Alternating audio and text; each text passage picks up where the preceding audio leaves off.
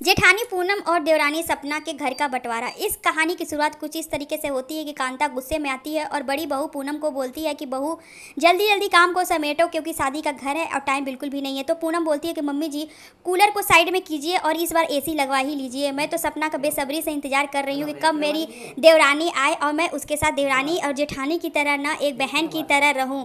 तो कांता बोलती है कि पूनम मुँह कम चलाओ और हाथ ज़्यादा चलाओ। सारा काम जल्दी जल्दी समेटते हैं और नाचते गाते बारात लेकर सब सपना के दरवाजे पहुंचते हैं। सपना का शादी राजीव से हो जाती है और सपना अपने ससुराल में आ जाती है। सपना का स्वागत उसकी जेठानी पूनम और सासू माँ कांता बहुत प्यार से करते हैं। जैसे ही सपना घर में आती है पूनम को बोलती है कि यहाँ पे एसी नहीं है क्या, मुझे बहुत तेज़ गर्मी लग रही है। कांता बोलती है कि पूनम सपना को रूम में लेकर के जाओ। पूनम सपना को लेकर रूम में जाती है तो सपना फटाक से अपना शादी का कपड़ा खोल देती है और अपना कंफर्टेबल कपड़ा पहन लेती है और फटाक से बिस्तर पर लेट जाती है।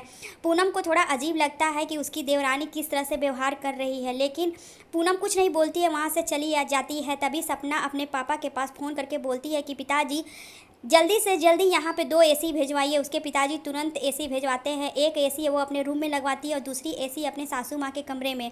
सासू माँ जब बाहर से घर में आती है तो बोलती है मेरे कमरे में एसी किसने लगवाया।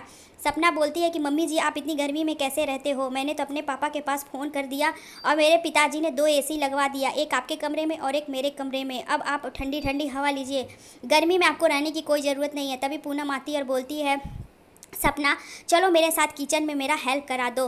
तो कांता बोलती है कि बहू तुम तो रोज़ ही खाना बनाती हो, आज सपना बहू खाना नहीं बनाएगी और वो मेरे साथ मार्केट जाएगी। तुम तो रोज़ ही बनाती हो खाना, आज भी बना लेना।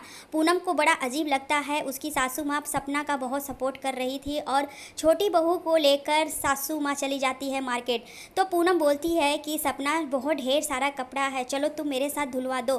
कांता बोलती है कि नहीं सपना कपड़ा नहीं धुलवाएगी, ये चल रही है ब्यूटी पार्लर और तुम रोज़ कपड़ा धुलती हो तो आज भी धुल लेना। सपना अपने हाथों में नेल पेंट लगा रही थी, तभी जेठानी का बच्चा आता है और बोलता है आंटी आंटी मेरे लिए मैंगो शेक बना दो, बहुत गर्मी लग रही है। और वो कहते हुए सपना को हिला देता है। सपना का हाथ का नेल पेंट खराब हो जाता है। सपना बहुत गुस्से में हो जाती है और उस बच्चे को धक्का देकर गिरा देती है।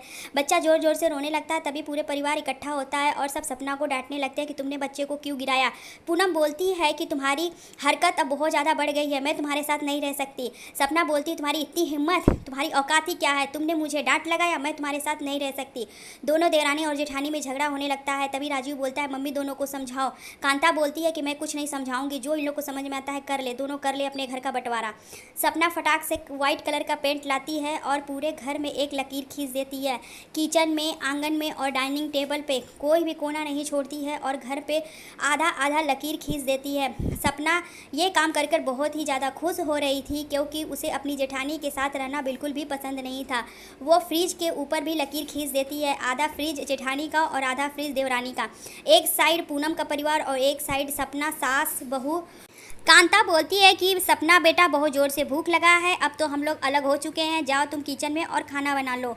सपना बहुत तेज़ी से गुस्सा करके बोलती है कि मम्मी जी आपको ज़्यादा भूख लगी है तो आप जाकर खुद ही किचन में खाना बना लीजिए। गुस्से में कांता जाती है और खाना बनाने लगती है। दूसरे साइड पूनम खाना बना रही थी, वो मन ही मन में पूनम को खूब गाली देती है कि शर्म नहीं है, लाज नहीं है इसको, बूढ़ी सास खाना बना रही है और ये मेरा हेल्प भी नहीं कर रही है। चिल्लाती हुई खाना बनाती है और वहाँ से हट जाती है। धीरे धीरे करके वक्त बीतने लगता है और दोनों परिवार अलग अलग रहने लगते हैं। पूनम अपना साइड साफ सफाई करके हीरे की तरह चमका कर रखी थी और सपना का साइड एकदम गंदा। गुस्से में कांता जाती है और सपना को बोलती है कि तुम बहू हो और खाना बनाओ, घर की सफाई करो। सपना बोलती है कि मम्मी जी इतनी गर्मी में मैं एसी से बाहर नहीं जा सकती, अगर आपको इतना ही बुरा लग रहा तो आप जाके घर की सफाई कीजिए और खाना बनाइए। गुस्से में कांता उठाती है झाड़ू और पूरे घर की सफाई करती है, लेकिन सपना एसी से बाहर निकलने का नाम ही नहीं लेती है। कांता को बहुत तकलीफ़ होता है, उसके कमर में दर्द होने लगता है। उधर पूनम का बेटा बोलता है कि मम्मी आंटी की तरफ बहुत ठंडी हवा आ रहा है, हम लोग एसी कब लगवाएंगे। तो पूनम बोलती है कि बेटा तुम्हारे पापा बहुत ही छोटे कंपनी में काम करते हैं, हम लोगों के पास इतने पैसे नहीं है कि हम लोग एसी लगवा सके। धीरे से पूनम का बेटा लाइन को क्रॉस करता है और सपना के रूम में चला जाता है ठंडी ठंडी हवा लेने के लिए। सपना जब बच्चे को देखती है तो डांट कर भगा देती है कि भाग जाओ यहाँ से, नहीं तो मैं 2-4 लगा दूंगी। डर के मारे बच्चा भाग कर अपने रूम में चला जाता है। गुस्से में कांता खाना बना रही थी पटक पटक कर और सपना को खूब गाली दे रही थी कि ये सपना आराम कर रही है और काम मुझसे करा रही है। इसी चक्कर में कांता को चक्कर आता है और वो गिर जाती है। पूनम साइड में खड़ी होकर देख रही थी लेकिन लाइन क्रॉस करके नहीं आती है। तभी राजीव आता है और अपनी मम्मी को गोद में उठाकर रूम में जाकर लेटाता है और जाकर सपना को डांटता है कि तुम मम्मी से काम करवा रही हो और एसी में बैठकर मोबाइल चला रही हो। सपना के हाथ से मोबाइल लेकर राजीव ज़मीन पर पटक देता है और मोबाइल टूट जाता है। सपना को बोलता है कि जिस तरीके से मैंने मोबाइल को तोड़ा है उसी तरीके से मैं तुम्हें भी तोड़ दूंगा। सपना डर जाती है और दौड़कर किचन में जाती है और फिर सभी के लिए खाना बनाने लगती है।